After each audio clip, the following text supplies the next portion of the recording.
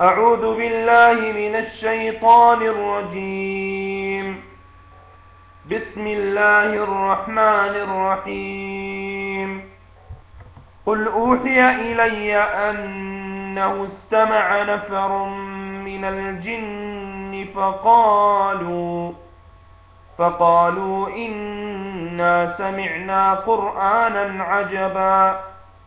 يهدي إلى الرشد فآمنا به ولن نشرك بربنا أحدا وإنه تعالى جد ربنا ما اتخذ صاحبة ولا ولدا وإنه كان يقول سفيهنا على الله شططا وإنا ظننا أن لن تقول الإنس والجن على الله كذبا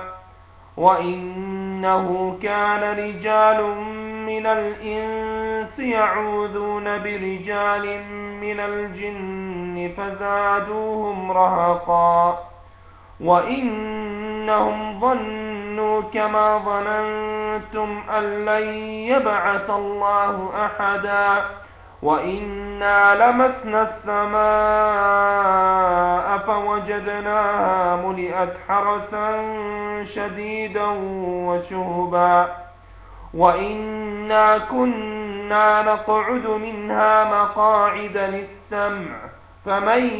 يستمع الآن يجد له شهابا رصدا وإنا لا ندري أشر أريد بمن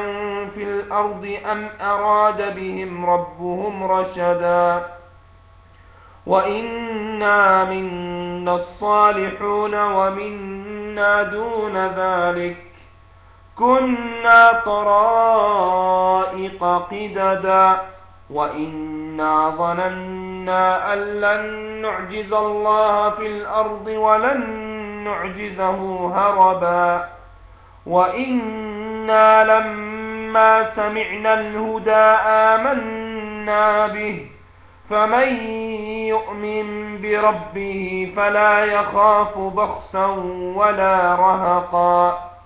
وإنا منا المسلمون ومنا القاسطون فمن أسلم فأولئك تحروا رشدا وأما القاسطون فكانوا لجهنم حطبا وأن لو استقاموا على الطريقة لأسقيناهم ماء غدقا لنفتنهم فيه ومن يعرض عن ذكر ربه نسلكه عذابا صعدا وأن المساجد لله فلا تدعوا مع الله أحدا وإنه لما قام عبد الله يدعوه كادوا يكونون عليه لبدا قال إنما أدعو ربي ولا أشرك به أحدا قل إني لا أملك لكم ضرا ولا رشدا قل إني لن يجيرني من الله أحد ولن أجد من دونه ملتحدا إلا بلاغا من الله ورسالاته ومن يعص الله ورسوله فإن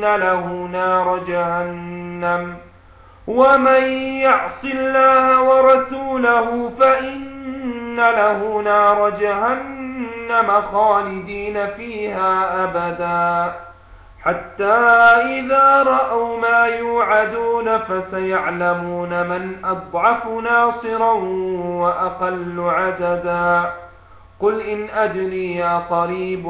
ما توعدون أم يجعل له ربي أمدا عالم الغيب فلا يظهر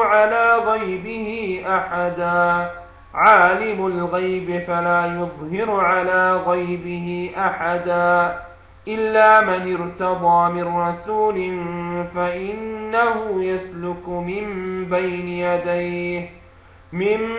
يديه ومن خلفه رصدا ليعلم أن قد أبلغوا رسالات ربهم وأحاط بما لديهم وأحصى كل شيء عددا.